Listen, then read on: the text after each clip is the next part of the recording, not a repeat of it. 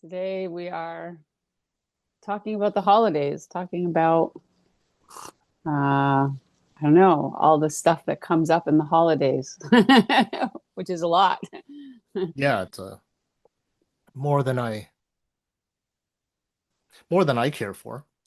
Yeah, What we what can talk about what comes up for us over the holidays because I I mean everybody has their stuff. yeah. Yeah. And I don't think it's unique to you and I. It, if anything, it might just be a little bit more clear for you and I. We we're just we feel it and we're aware of it and we allow it to bubble up. I know 10 years ago, uh, it would bubble up and I would numb it out or dismiss it, ignore it. Um, 90% of the time I'm numbing out. So there is Yeah. no processing of it. It's I don't want to feel like this, so I just go and walk into the nearest bar and Mm. have a cocktail, and then two or three or four, and then totally forget about it. I think a lot of people deal with the holidays like that. Uh, but that's a good point. So that the thing that's sort of that you and I have both developed that's useful is the capacity to feel the uncomfortable feelings that inevitably do come up because there are all these expectations of society that this is the best time of year and there's the song like the most beautiful time of the year, but actually it just like it's a pressure cooker because because of expectations. Whenever we have expectations, we have pressure. And that doesn't have to be external expectations. I think a lot of those expectations, though many are external from family and friends, but like inside ourselves, that we're supposed to be loving this, that we're supposed to be enjoyed, that we're supposed to be like the best parent or the best whatever. I don't have kids, but I have a lot of friends who have kids, so they have to be the best parent. And there's just like all these things happening. And that's not possible, right? That's not human. But what you and I have, I guess, as a tool is the capacity to just allow the uncomfortable emotions to be there and not expect them not to be there, right? Not to push them away, to be like, oh, hi, uncomfortable feeling, you know? Well, to frame it, to give a contrast, let's say, uh, the expectations, the conditioning, what I believed. So it's that those are the key words. What I believed. Yeah. The holiday should be like uh, it was brutal. Yeah. uh,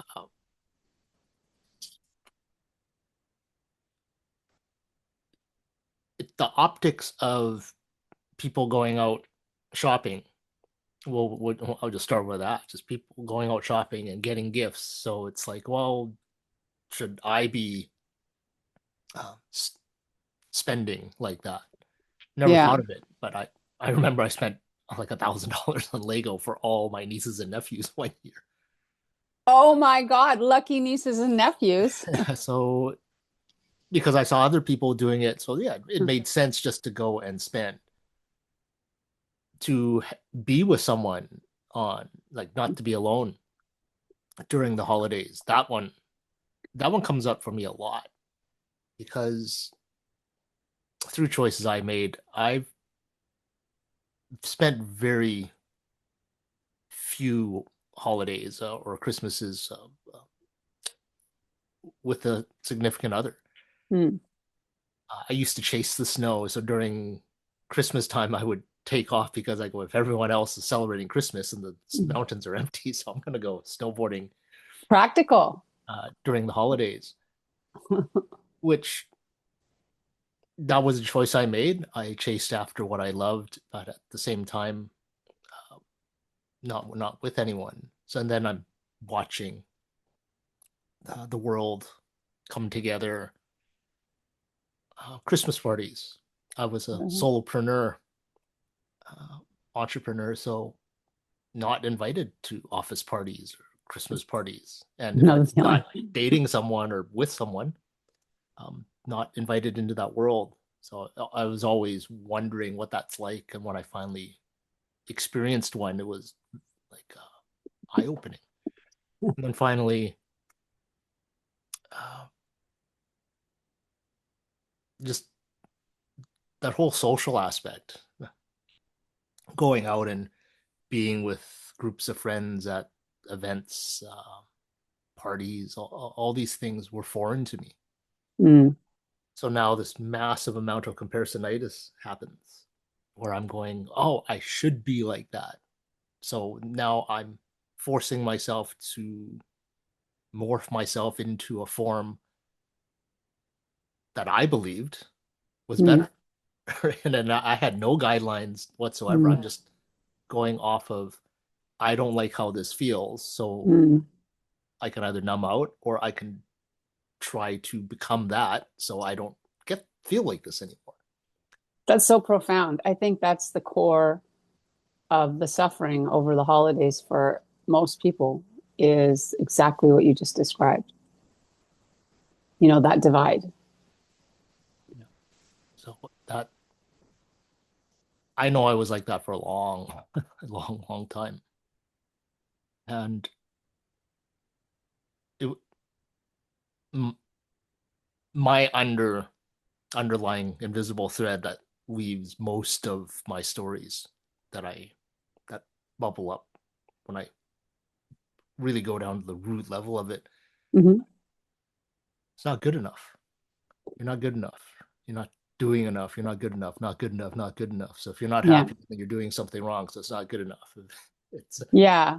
and Yeah, it was just it could be insidious, that little installed recording, because I think a lot of us have that recording. Like I found even with high level leaders and entrepreneurs, they don't always know they have that recording. And I know you hang out with lots of them too. And you don't always know that recording is there, but it's usually there because there's something driving that need for high level achievement too, right? And so that's always there for a lot of us because, and it doesn't necessarily require a traumatic childhood. Though both of you have some experience, both of us have some experience with that, but with the actual traumatic childhood. But you don't need that to have that voice of not enough, right? Like that voice comes to us right from the moment we're born, just in the society we live in with the messages and the like teachers and like advertisements and like TV shows. It's like we're bombarded from the minute we're born with like not enoughness, right? You're this, but you need to be this. And in the holidays, that it's almost like a magnifying glass just gets shined on that, where it's like, oh, you're not rich enough, or you're not beautiful enough, or you're alone, so you're not enough. Because if you were enough, you wouldn't be alone, right? Obviously, you know. So it is. It's kind of a crazy shit show that happens just from that little worm, that little belief worm of I'm not enough as I am doing whatever the hell I'm doing. as I'm listening to you, a moment popped up, and I'll share this because I feel it's going to resonate with people that made the same decision. I quit drinking many years ago, and I believe I made that decision as a New Year's Eve resolution, and the days clicked forward. Uh, and when I got to about 100, I kind of celebrated to myself. Yeah, I made it to 100. That's the first milestone. Let's make it to like 200 days. I made it through that first year, and I noticed something that I didn't anticipate, and that was my phone stopped ringing. Uh, and I didn't get it, didn't understand why. Events that were happening during the summertime, barbecues, all these things that I normally would be doing, normally would be invited to, Mm. not invited to. And I didn't understand why. So I asked my friends and like, hey, like, what's going on? Am I not welcome anymore? And they're like, no, we know you quit drinking, so we didn't want to um, you know, trigger you. Oh, And I looked at them and I go, if I wasn't drinking, I would be getting all of you trash straight. So it's not like They it, triggered you by trying not to trigger you. well, it like I appreciate them sharing that and the concern, but it was just very I didn't expect that to happen. And it happened. And then during the holidays that year, I was walking Kismet. We walked by a bar pub, and I heard the sounds of a gathering. So I stopped and I looked through the window. And in that moment, I felt this. I don't know what I felt. It wasn't happy, but I was on the outside looking in. Mm. And I go, I remember that. And then I could imagine that being in there, um, being part of those festivities. And I'm not. And I'm standing outside and I thought, oh, it sucks being alone. And I saw my dog, and then I go, oh, I'm not alone. Gave her a hug, and I sat with it. And that's probably the first time I I didn't do something about it and just stayed with it for a little Yeah. while and sat with it. Now, when I say sat with it, it was to actually feel it versus swallow and suppress it and hold back the tears or hold back any whatever the emotions that wanted to come out. But you just sat with it, and it wasn't fun. Hmm. But I made my decision. I go, I don't want to. I don't want to drink anymore. I want to be able to feel.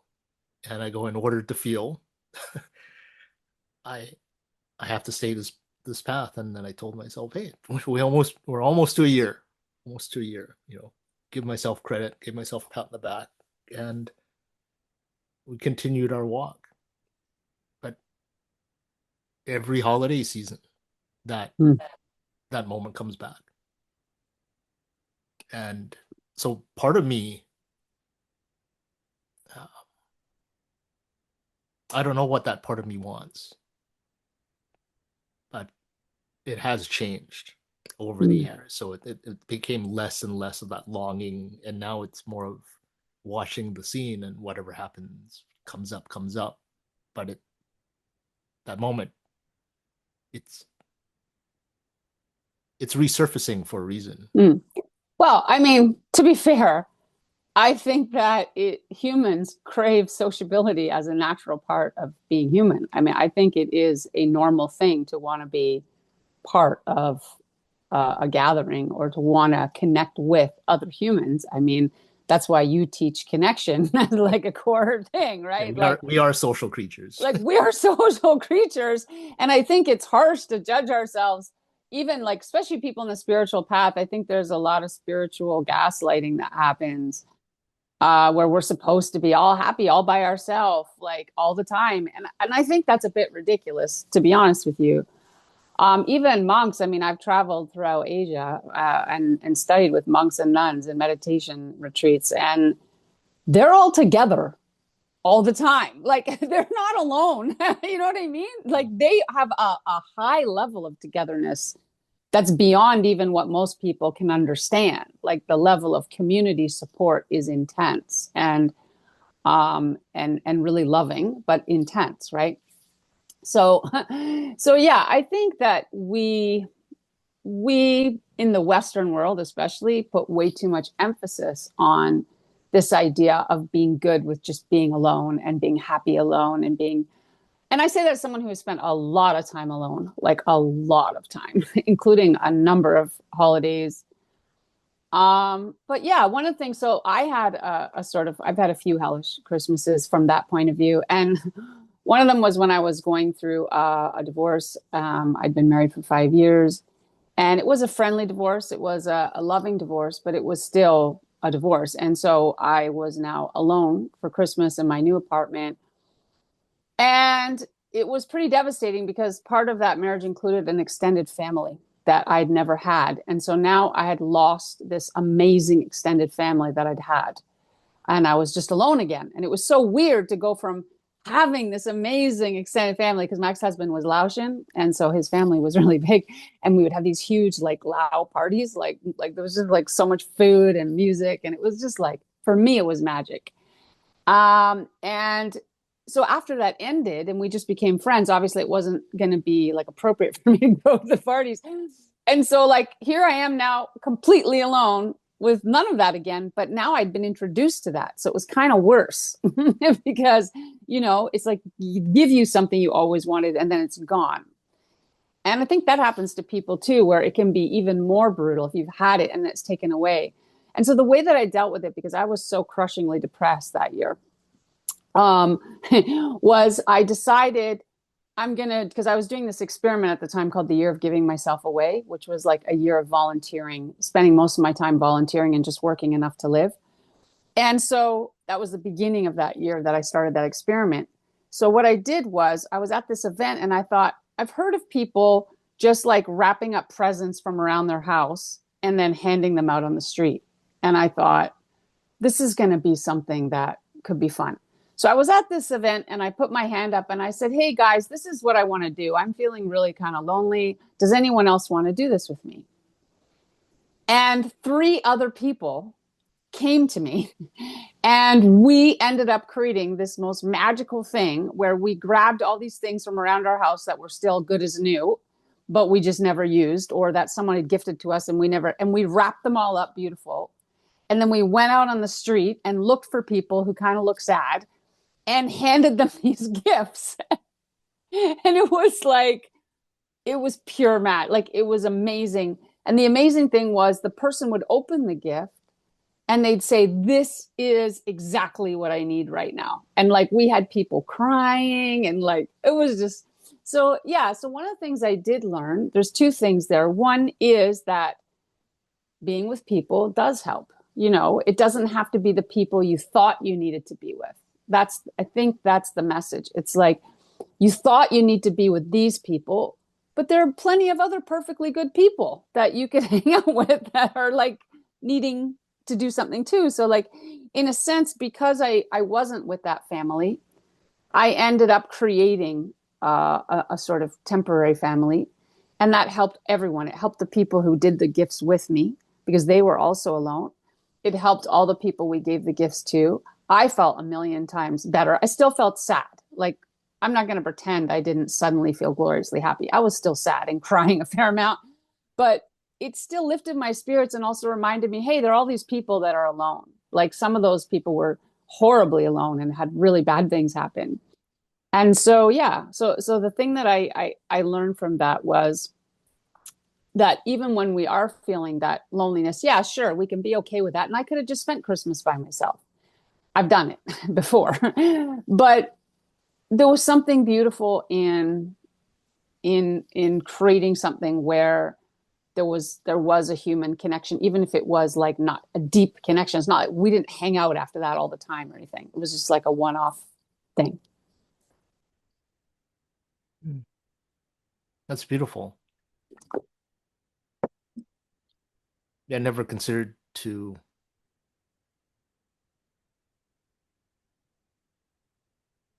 I never considered reaching out and looking for um, community.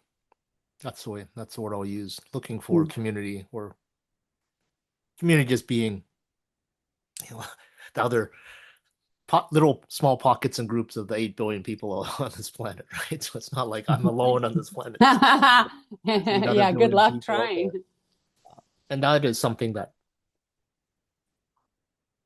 I had to.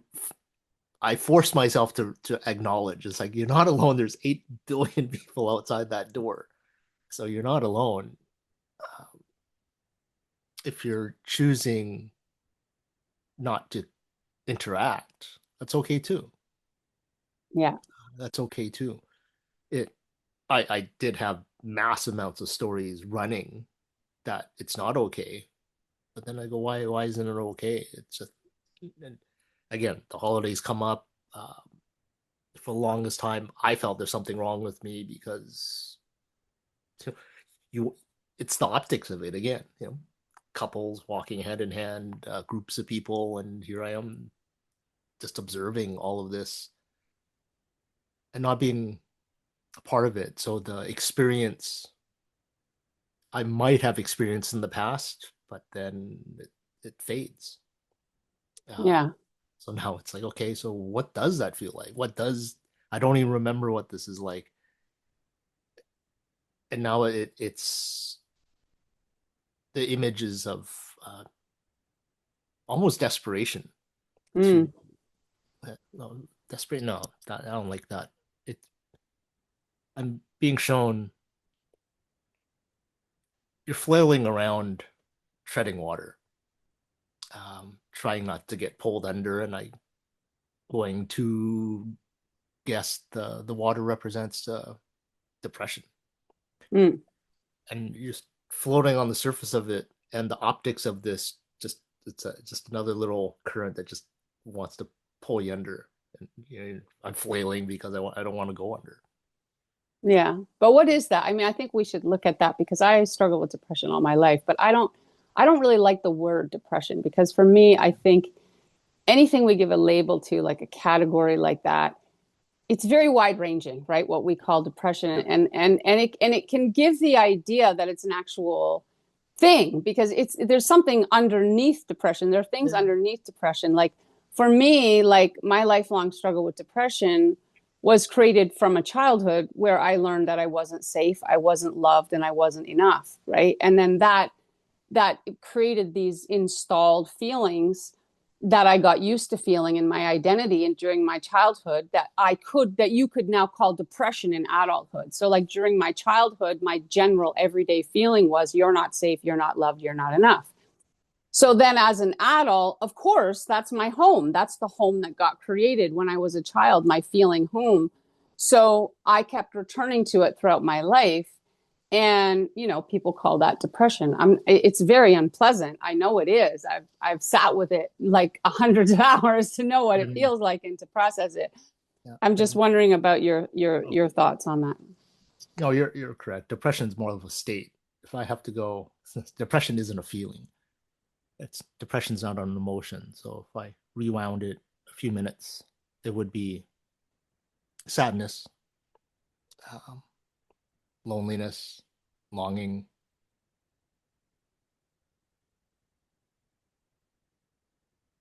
touch. It's going up and just being able to hug somebody. Mm. Um, yeah. So depression's though, it's an easy label to use, but it's not an emotion. So to Yeah, I like the breakdown you just shared of the emotions that you feel within that label. yeah. So that's more accurate. As I sit in it, it's very very clear, and I'm watching in my mind's eye, just going like this, and I would watch it, and I just the head just dips. The human just goes, shakes his head, and it wells up. Yeah. Yeah. And it's different for a lot of people too. Like some Yeah. people, like for me, part of depression has been a freeze state. Like it's like where my body feels so heavy. It's like there's a weight on top and I literally can't seem to move, like almost can't get out of bed or can't. And there's no necessarily like clear thoughts or it's just like a paralysis, almost like a just freeze. I'd almost call it like a freeze state. Like I feel frozen and doing anything is extremely difficult, like sending an email, making a phone call, leaving a message, like replying to somebody, like things that should be so simple are no longer possible. And it's not a logical thing. Like that's what I know from observing it for so many so many decades is it's just a child part. So like again, it goes back to that, like during our childhood we had certain experiences, and then in order to protect ourselves or cope with those experiences, our body created certain responses like coping mechanisms. So one of mine during my childhood, because there was a certain amount of unpredictability, chaos, and violence, was a freeze state. Because if if I got overwhelmed, there's too many things happening and I have no way to deal with it. 5-year old, 6-year old, 7-year old me would go into like a freeze state and just like that was a protective mechanism, right?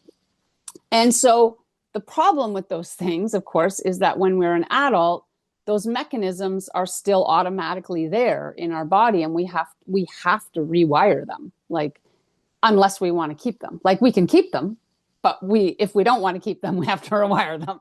And so like for me, like that's been my work over the past whatever it is, 3 decades. Like I mean, I'm 55 now, but like I know you're close. So like 3 decades, really, I've been giving it all to like try all these different approaches to rewiring that stuff.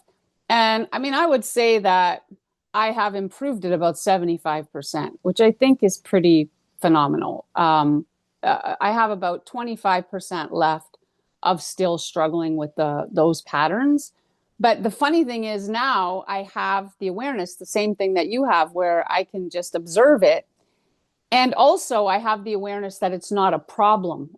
So in the past I would see it and be like, this is a problem I need to fix. Oh, depression is a problem I need to fix. There's something wrong with me because I have depression. See what I mean? The problem with the label.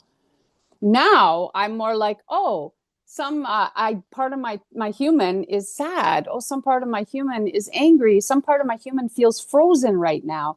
How can I help her today?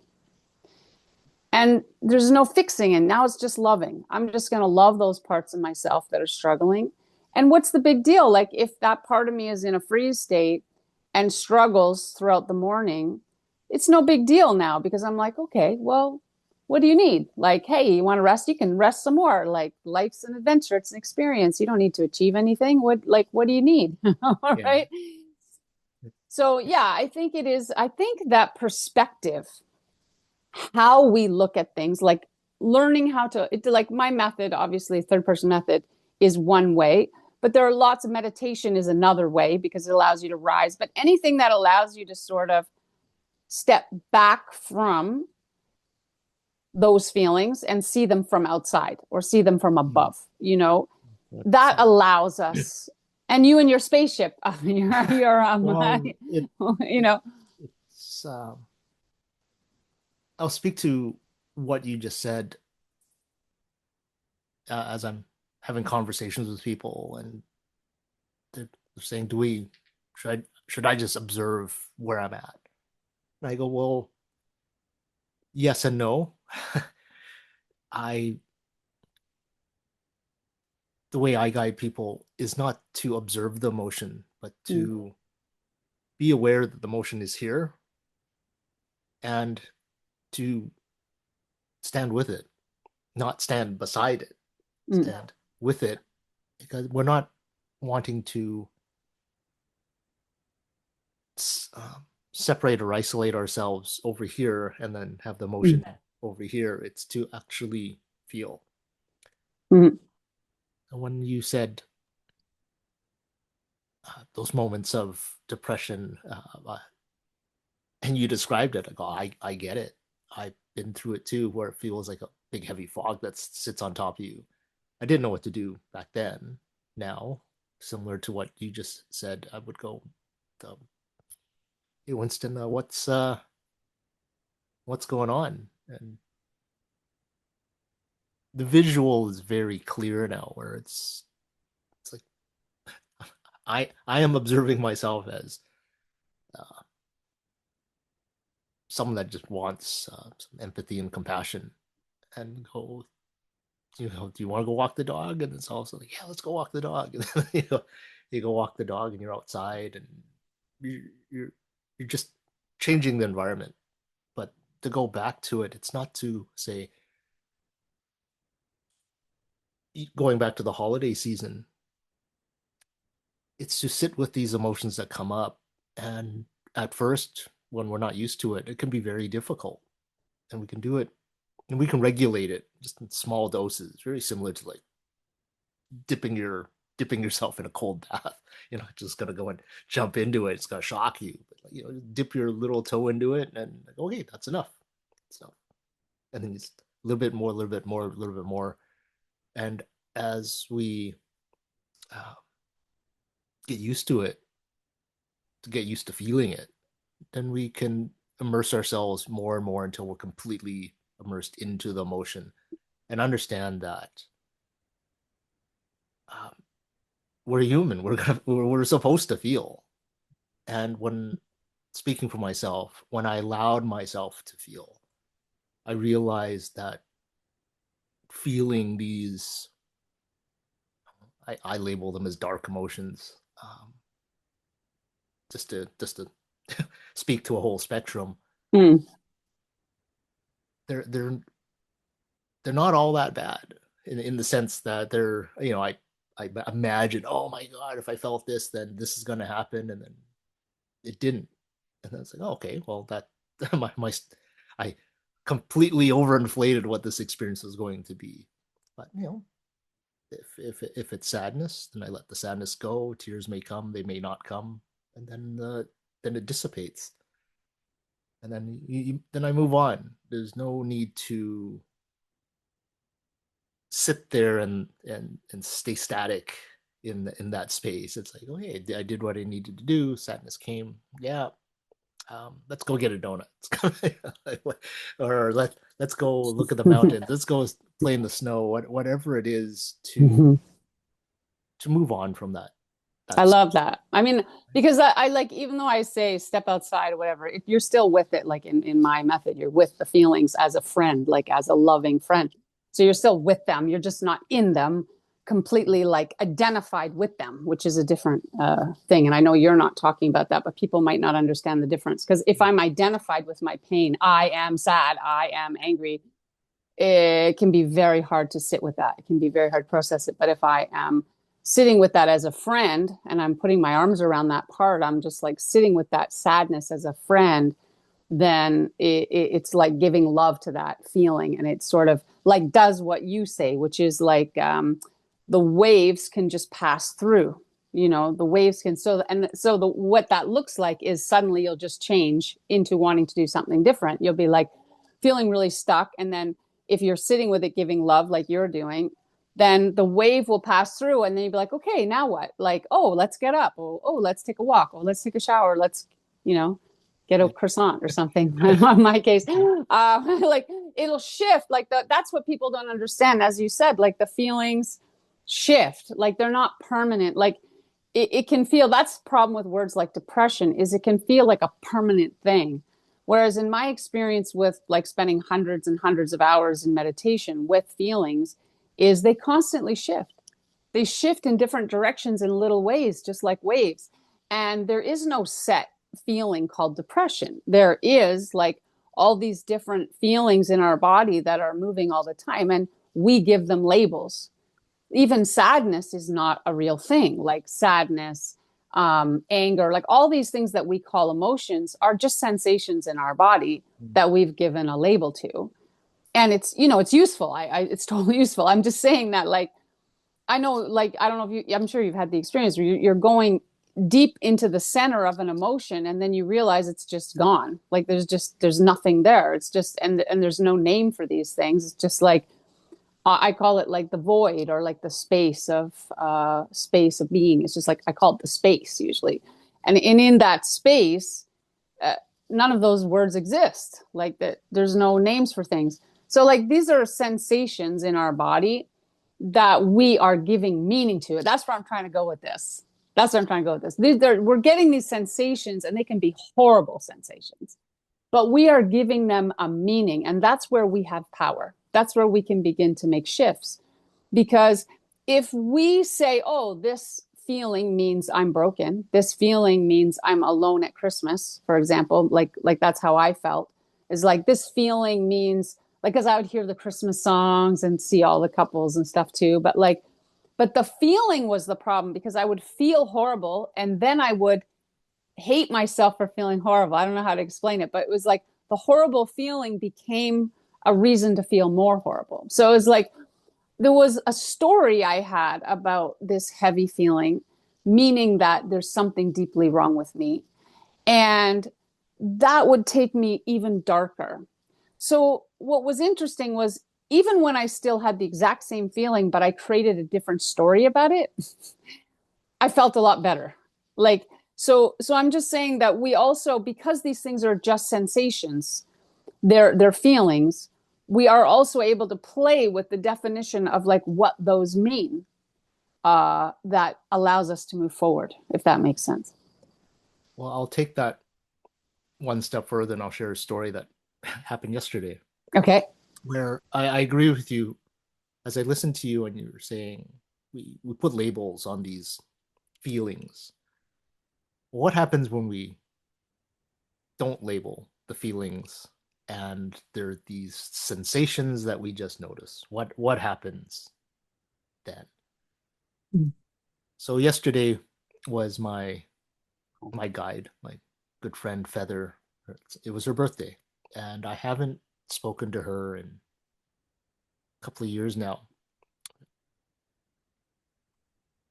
And I sat with that, uh, but this time it was as this version of me where I didn't label anything, and I was sitting in it, and you described it well, where there these sensations, these emotions come up, and instead of looking at labeling and separating, it's like, oh, this this is love that's coming up, this is sadness is coming, this is grieving coming up, whatever it is, instead of just labeling anything, looking at it as everything's just fluid,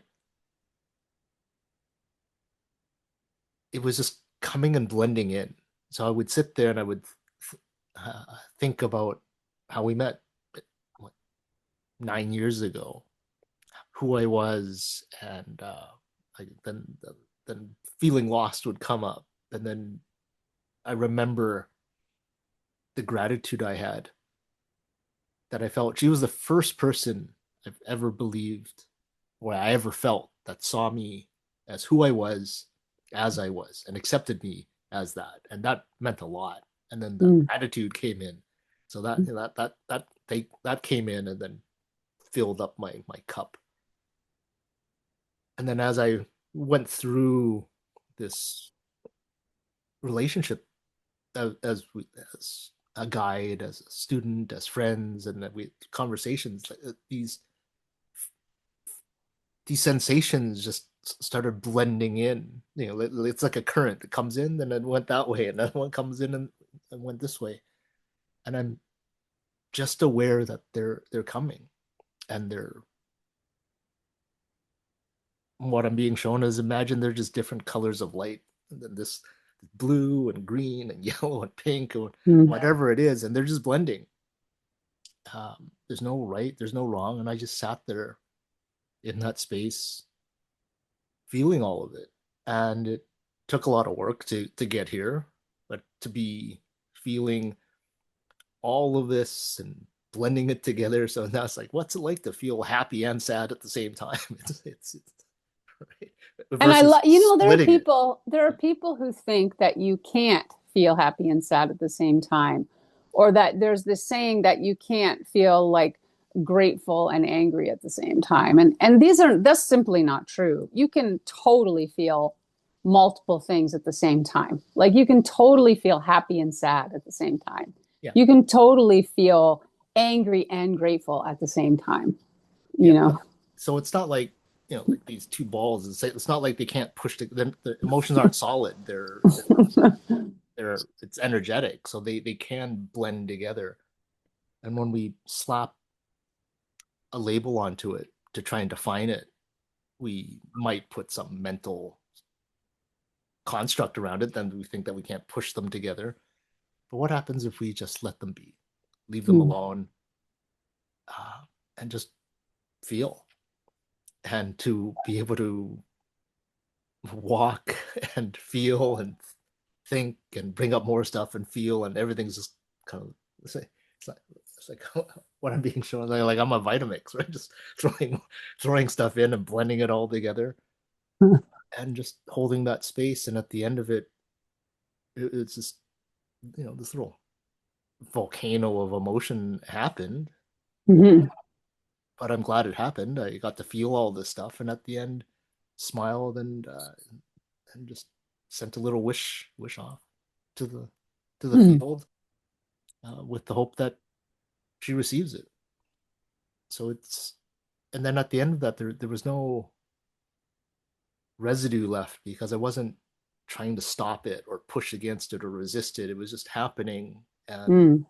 and when it was all done, it's like walking through a rainstorm. It's like, okay, so I'm a little bit wet, right? But I love that. it it happened, and the skies are clearing, and then whatever happened, it moved on, and I walked with it for a little while. It's great to look at emotions like that, kind of like storms that come in or whatever they come through and you get a little wet and then they sort of pass by and then you dry out and then the sun can come again. I like that analogy, that visual. Yeah, to bring it back to this whole holiday season, there's a lot of, if people aren't aware, there's a lot of optical triggers, even audible triggers. You hear a song that reminds you Yeah. of this moment. Like there's just, we're bombarded with triggers as we walk through this experience. Mm. And so if you're feeling overwhelmed, you are being overwhelmed. You are being poked at just walking through a mall. It's like you're seeing all the stuff happen and Yeah. you might not be conscious of it. And then next thing you know, you're feeling overwhelmed. It's like, what caused this? And like everything, like the Mm. noise of the world caused it. And not to blame yourself for what happened because you can't turn the world off. it, Yeah. it, I mean that's a really good point that we we aren't aware that the holidays bring up all these triggers naturally. It doesn't mean there's something wrong with us. It's that we are memory-based creatures. We have zillions of memories. And so when we walk through a mall or something and they're actively trying to trigger your memories because they want you to buy things. And so they're playing all these songs and there's all these images and all these things that are going to bombard you with your own memories. Your memories are going to come up. And someone like me, there's going to be a mix of Christmas memories that are really horrible and then memories that are really also beautiful and it all gets merged together. So it's true. If I'm walking through a mall in the holidays, it's like a soup. Like it is like a mix of hot and sour, sweet and salty. You know what I mean? It's like all there. Um, but what has changed for me, I guess, that gives me peace is I don't have an expectation that I'm supposed to feel joy all the time. And in a sense, that's what's freed me more than anything is knowing that it's okay to have the waves of sadness. It's okay to have waves of loneliness. Like one of the greatest teachers for me that sort of helped me with that was Krishnamurti. And one of the things he would always say is, okay, so when you're going through this and you're alone with yourself, you feel lonely. So what's the big deal? Feel lonely. Feel lonely. Like sit with it. Like just feel lonely. What's the big deal? And so I spent time with that where I'm like, oh, yeah, what if I just feel lonely without turning it into a story?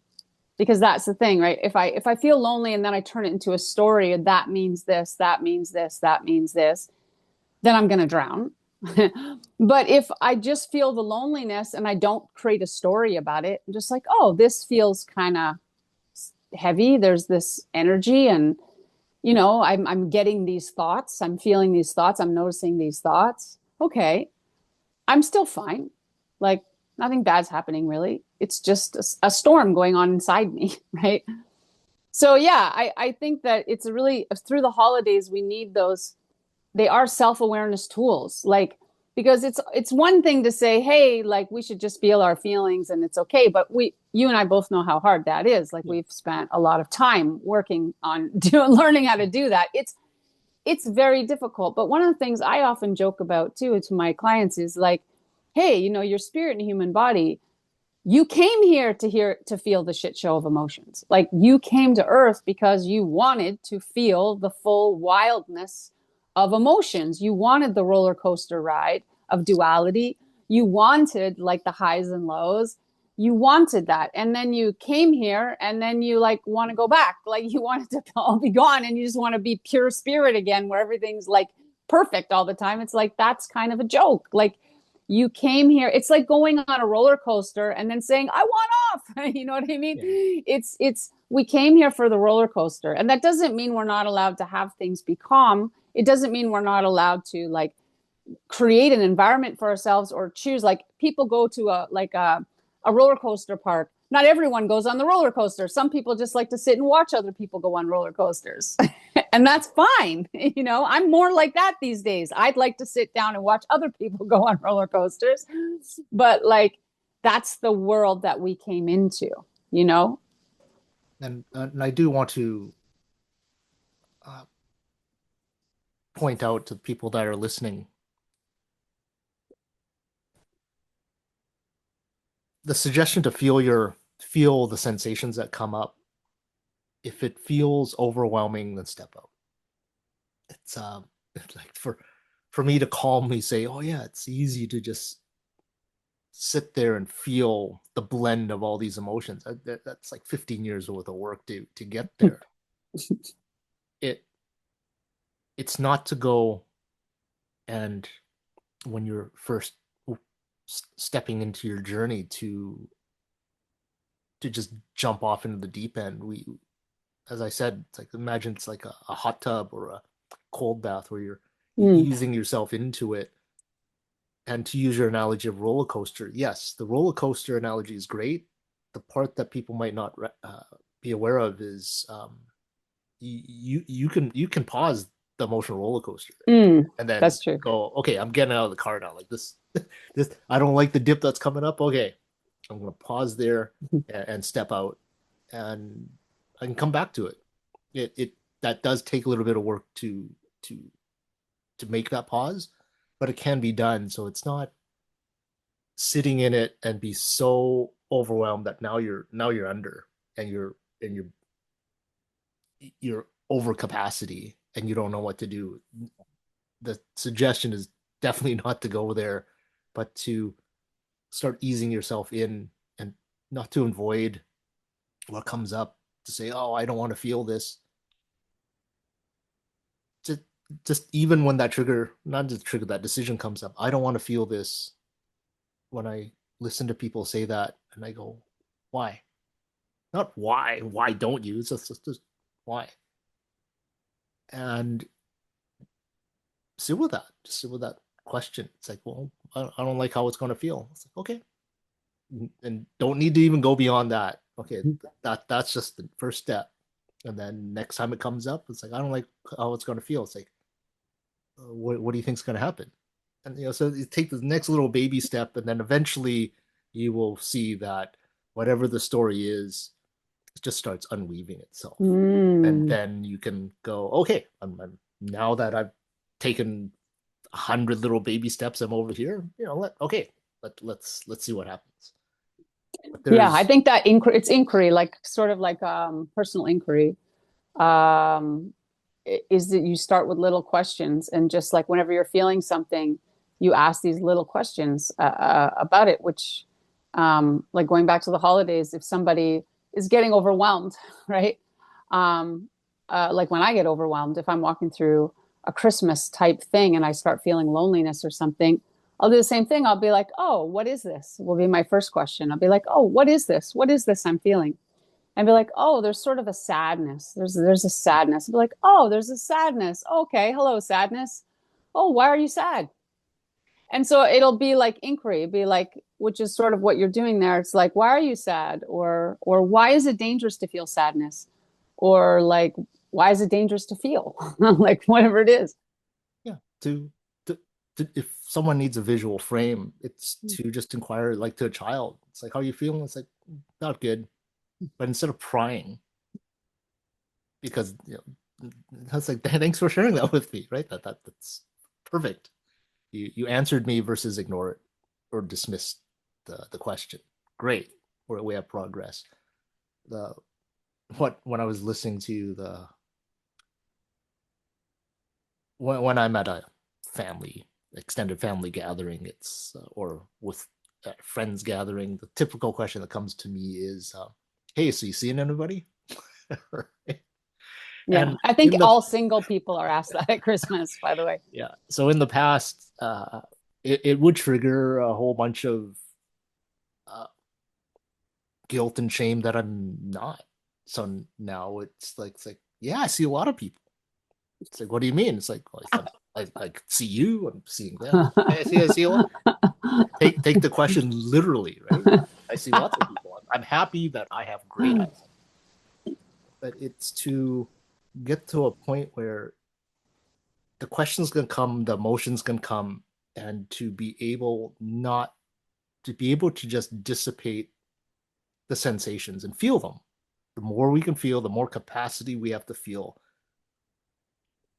I think my belief is a lot of people have no idea the immense capacity they have to feel and dissipate and process emotions.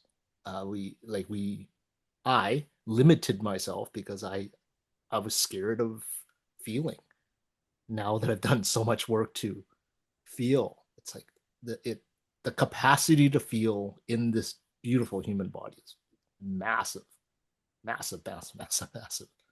Oh my God, that's such a great place to like, because we have a little bit of time left, but we're getting close to the end. But like that right there, Winston, I think is the theme of our whole conversation today, which is throughout the holidays to don't be afraid to feel some of your emotions, even if they're weird or uncomfortable, or make space for them, give them kindness, like talk to them like a child part of yourself, or just like hold space around them and just allow that to be there sometimes. And if it gets to be too much, go distract yourself and do something else, because like you also said, and I agree, that when you first start being with heavy emotions or hard emotions, you should do it in increments, and there's no need to go all in and overload yourself. You could do a little bit and then see, okay, that's enough, and then go get a croissant. You know what I mean? Like Yeah, whatever it it's is. to the visual I'm being given is, yeah. So if you're dealing with it for the first time, it's like someone coming up and throwing a cup of water at you. It's like, okay, you get a little splash versus standing in front of a tidal wave.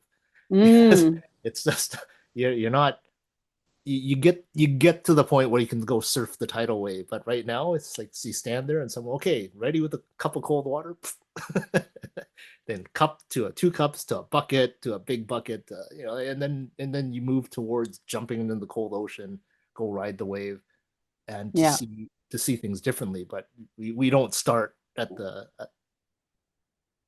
this end, Yeah, which I mean, because like, well, I mean, I think you and I are sort of far in like deep end people, because like for me, when I started getting like hardcore into the like my spiritual awakening, I was meditating like 7 hours a day, and literally, because at that point I was self-employed and I was getting so many spiritual experiences. I needed a tool. So, but I'm just saying, like, I realized eventually that wasn't healthy. Like, I was because when I was doing that meditation, I was doing a kind of natural meditation where I was just sitting with whatever arose, whatever feelings. And for me, that's going to be a lot of complex feelings because of my childhood. So that would be it. It would be like really sitting with rage, sitting with deep sadness, sitting with like grief, sitting with.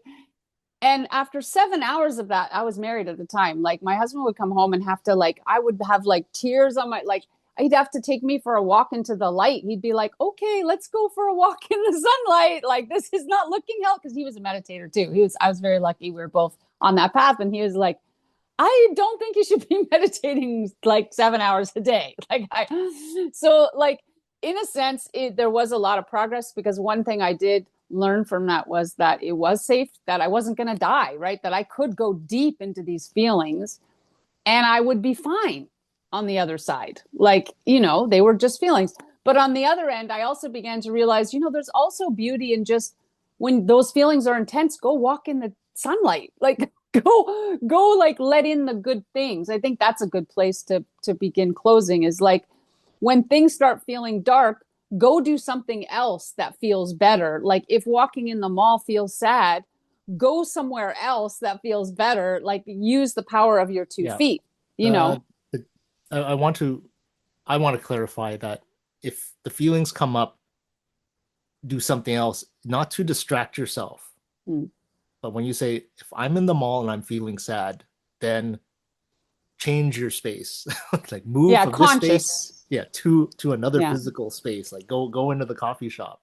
Go like yeah. change your space, not to go and say, I don't want to feel this, I'm gonna go do something else and then completely dismiss and ignore this. Yeah, That's that's a good yeah, clarification. yeah, that's not And what you for do. me, I do mean consciously choose out of love for yourself. Yeah. So for me, like I'm a big fan of self-love, and all of my stuff is about loving your human and caring about your human's feelings. And so for me, part of that is if you're feeling too much somewhere, your human is overwhelmed, help your human, like take your human somewhere better, like somewhere easier, somewhere more fun, because in the end, like life is not like a marathon sport that you have to win. Like you don't have to face all these horrible emotions, and like there's no prize at the end for doing that. You know what I mean? Like in the end, this is just an adventure, and we came here to like have an experience with other people. So it's like a series of adventures. So in the end, it kind of makes sense to choose like a game, the adventures that actually bring you joy. And if you're in a certain situation and there's enough uncomfortable emotion, it's probably not the right place for you right now. You should probably go somewhere else, you know? And I feel the same way about people. If you keep hanging out with certain people and they keep like asking you questions that are like uncomfortable or not really supportive, then you should hang out with different people. Like if you can choose that. Like I don't know. That's what I think also. But yeah, Power of choice. power that is something that I did not know I had at for most of my life, the power of choice. It sounds ridiculous. Like, we choose Mm. all the time, but to in certain spaces, we snap into a different version of ourselves. Like, yeah, like why am I here? I can't get out of here. It's like you can choose to. It's like that's a conversation for another time. Well, no, and you've gotten really good at it.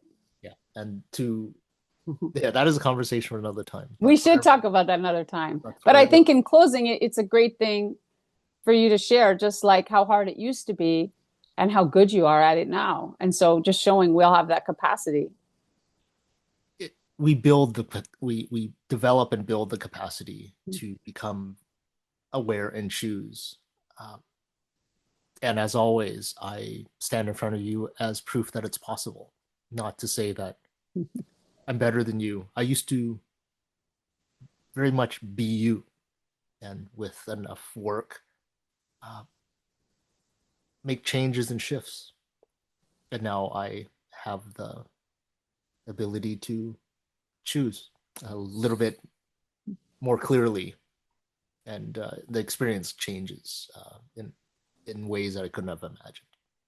Yeah. I think for me also, I think one of the greatest things I've learned on my path was not so much the deep sort of spiritual experiences that I had or anything like that. It was that idea that life is a game, and I can choose my adventures, and I can shamelessly choose things that support me, and I can unapologetically choose people and things and places that support me. And actually it's actually the best thing for me and it's also the best thing for everybody else in the end too. And that was a long journey for me, coming from someone who lived to help others or like existed to serve others, to come to that place of no, actually, it's better to choose what actually truly supports me to thrive. And that includes over the holidays, especially because I struggle just as much as anyone over the holidays. I am single. I still, and like after all of the previous experiences, which all come up again when I'm walking through a mall. Like it's not like I don't forget my past marriage or my past whatever experiences, but like I am blessed that I have these tools. I think the tools are the real wealth, like the tools of, well, for me, I use the third person method or like meditation or like just like you use presence, but it's still, there's an idea of just like, I have the tools to be able to hold space around all of this stuff and then make decisions that really support my human's peace.